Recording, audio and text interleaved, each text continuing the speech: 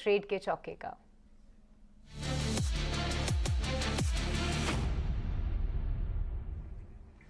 चलिए ट्रेड के चौके में सुमित और आदित्य दोनों से ही जानते हैं कि कौन से स्टॉक्स हैं जहां पे है उनकी नजर और कौन चौका लगाने के लिए तैयार है। सुमित, सबसे पहले आपसे ही समझना चाहेंगे कौन से स्टॉक्स आपके रडार पे हैं। मेरा पहला जो स्टॉक रहेगा वो रहेगा मेटल्स में से। देखिए, हिंडाल्को का स्ट्रक्चर मुझे अभी अच्छा लग रहा है, पुल बैक के लिए रेडी हो रहा है। करंट मार्केट प्राइस है 412 का।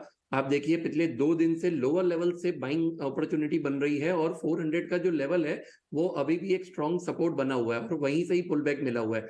तो बिल्कुल यहाँ पे आप एक्यूमुलेट कीजिए। करंट मार्केट प्राइस है 412। स्टॉप लॉस आप मेंटेन कर सकते हैं 398 का। अगर आप डेली टाइम फ्रेम पे एक वेव्स ड्रॉ करेंगे तो यहाँ पे मुझे लग रहा है कि कहीं ना कहीं अगर ये 420 के ऊपर सस्टेन कर रहा है तो थर्ड वेव यहाँ से स्टार्ट हो सकती है। तो थर्ड वेव का टारगेट मेरे लिए बन सकता है 446 एंड 480। तो नजरिया जो रहेगा वो करीबन रहेगा 1 से 2 महीने का। आप इसे ध्यान रखिए। दूसरा स्टॉक रहेगा बजाज होल्डिंग का। देखिए बजाज होल्डिंग आज के सेशन में भी काफी अच्छा बना हुआ है। कल के सेशन में भी स्टॉक ने करीबन करीबन 2 से 3% का रनअप दिया था और एक रीटेस्ट कैंडिडेट है। 50 डे मूविंग एवरेज को रीटेस्ट किया कल भी, लेकिन ब्रेक नहीं किया, क्लोजिंग नहीं दिया। तो यहाँ पे आप ध्यान रखिए टारगेट्स रहेंगे 7500 और 7800 का।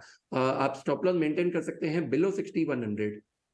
ओके, यानी दो टॉपिक सुमित की तरफ से हिंडाल्को और बजाज होल्डिंग, ये खरीदारी करके आप जा सकते हैं। आदित्य, आपकी दो टॉपिक कौन सी होंगी? पहला फार्मा स्टॉक है। बिल्कुल जैसा कि आपने कहा कि फार्मा में तेजी अच्छी है, तो डीवीज लैब का चार्ट निकाल के देखे। बहुत अच्छा आप मूव कल और आज के सेशन में हमें देखने मिल रहा है, फ्राइडे और आज के सेशन में, सॉरी। और 200 डीएमए के ऊपर भी स्टॉक ट्रेड कर रहा है, कंसोलिडेशन से बाहर आया, वॉल्यूम्स बहुत अच्छे हैं। करंट लेवल्स पे खरीदारी की सलाह रहेगी। ऊपर में 3600 का लक्ष्य लगा के रखे, नीचे 3300 का स्टॉप लॉस लगाए। सेकेंड स्टॉक है ऑटो में मारुति सुजुकी। काफी एक अच्छे अपमूव के बाद स्टॉक में कंसोलिडेशन आया, फ्लैग पैटर्न बनाया और आज ब्रेकआउट देखने मिल रहा है हमें स्टॉक में।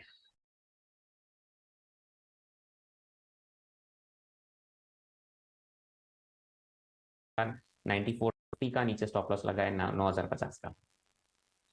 तो दो बाय कॉल्स यहाँ पे आदित्य की तरफ से भी आती हुई, जहाँ पे मारुति सुजुकी कई सारे एनालिस्ट ने इसी शो में इसको रिकमेंड किया है और अब आप देखिए स्टॉक करीब 9200 के भी ऊपर जा चुका है। तो यहाँ पे एक बाय रिकमेंडेशन। और डीवीज लैब नतीजों के बाद हम लगातार तेजी देख रहे हैं। इसी शुक्रवार को नतीजे आए थे जहाँ पे नतीजे अनुमान से अच्छे थे और आगे की जो कॉमेंट्री थी मार्जिन को लेके, जो कुछ चिंताएं थी, उस पर मैनेजमेंट ने पॉजिटिव कॉमेंट्री दी और स्टॉक उसको रिएक्ट करता हुआ दिख रहा है।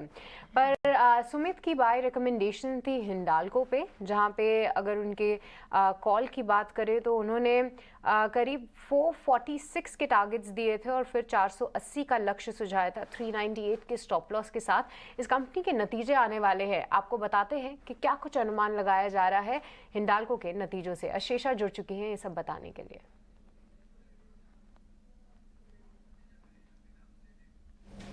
जी हाँ, हिंडाल्को के नतीजों की बातचीत करें तो हायर रियलाइजेशंस और लो कॉस्ट ऑफ प्रोडक्शन के चलते सीक्वेंशियल बेसिस पर अच्छे नतीजे एक्सपेक्टेड है।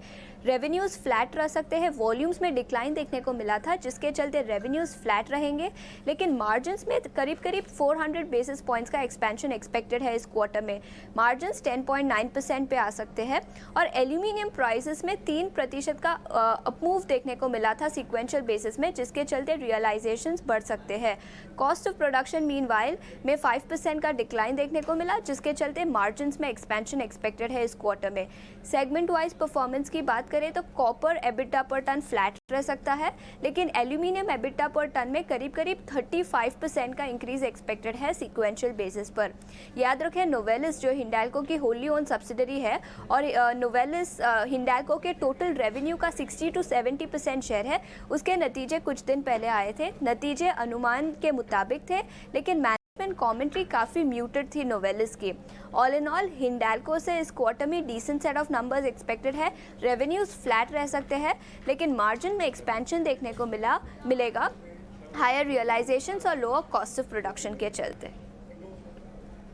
ठीक है, तो ये अनुमान हिंडाल्को के नतीजों से इस पे नज़र रहेगी, पर जो टेक्निकल लिहाज से आपको राय मिल रही है वो बाय साइड की ही है।